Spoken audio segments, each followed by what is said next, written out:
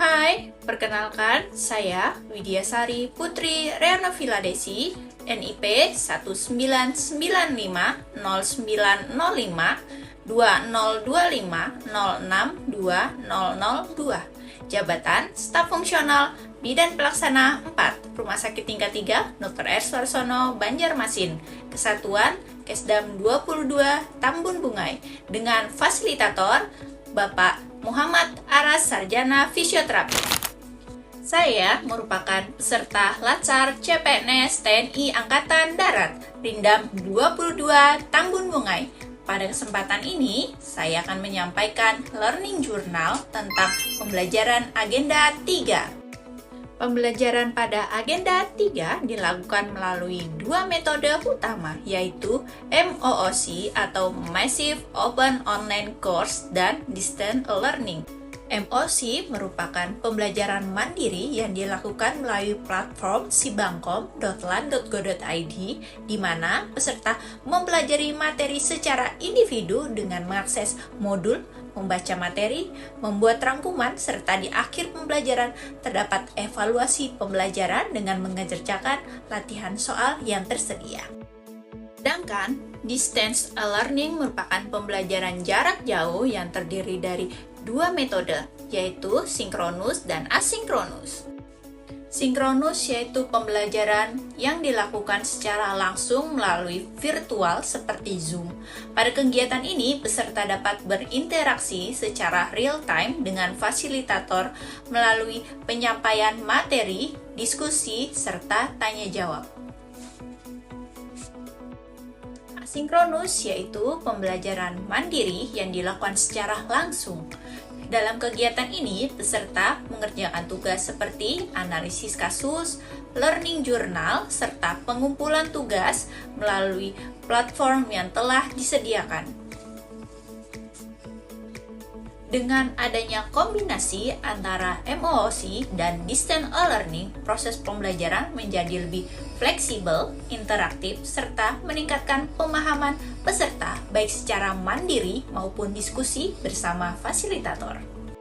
Adapun isi dari modul pembelajaran agenda 3 yang saya pelajari berfokus pada manajemen ASN dan Smart ASN yang mendukung terwujudnya Smart Governance. Smart Governance merupakan konsep tata kelola pemerintahan yang memanfaatkan teknologi informasi dan komunikasi untuk meningkatkan efektivitas, efisiensi, transparansi, serta partisipasi publik dalam mengambil keputusan. Dalam mendukung hal tersebut, ASN memiliki peran yang sangat penting melalui penerapan manajemen ASN.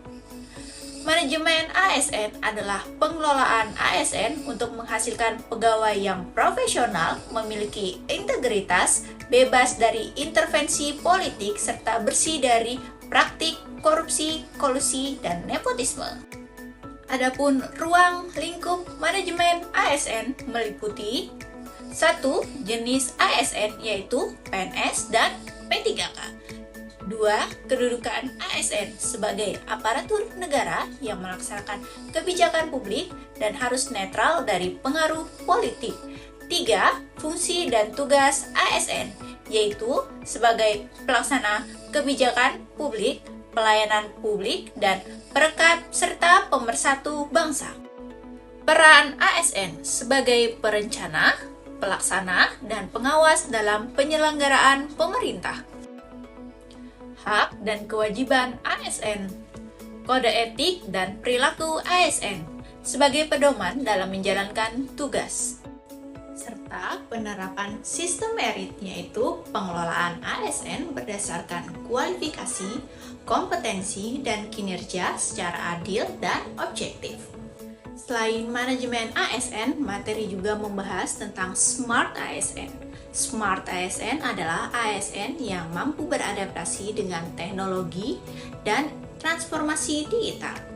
Smart ASN ditunjukkan melalui kemampuan literasi digital yang meliputi digital skill, yaitu kemampuan menggunakan teknologi, digital culture, yaitu budaya dalam menggunakan teknologi secara bijak, digital ethnic, yaitu etika dalam bermedia digital, Digital safety yaitu keamanan dalam menggunakan teknologi. Dengan penerapan Smart ASN diharapkan pelayanan publik menjadi lebih cepat, tepat, transparan, dan inovatif, sehingga dapat meningkatkan kualitas pelayanan kepada masyarakat. Hal yang menjadi eye-opener bagi saya adalah bahwa sebagai ASN, unit kamar operasi, saya tidak hanya menjalankan tugas teknik, tetapi memiliki tanggung jawab besar terhadap keselamatan pasien. Saya menyadari bahwa setiap tindakan di kamar operasi harus dilakukan secara teliti, sesuai prosedur, dan penuh tanggung jawab karena berhubungan langsung dengan nyawa pasien. Sebagai ASN, unit kamar operasi, saya harus mengutamakan keselamatan pasien, bekerja sesuai standar operasional, menjaga kerjasama tim dengan dokter dan tenaga medis lainnya, bersikap sigap, tenang, dan profesional dalam setiap tindakan. Hal ini mengubah pola pikir saya untuk bersiap dan bertanggung jawab dalam melakukan tugas. Sebagai bentuk penerapan dari pembelajaran Agenda 3, saya melakukan beberapa tindakan nyata di unit kamar operasi. Pertama, saya mengutamakan keselamatan pasien dengan bekerja sesuai standar operasional prosedur, serta memastikan setiap tindakan dilakukan secara teliti dan bertanggung jawab. Kedua, saya menerapkan sistem manajemen ASN dengan bekerja secara profesional, menjaga integritas, serta mematuhi kode etik dan menjaga kerahasiaan pasien.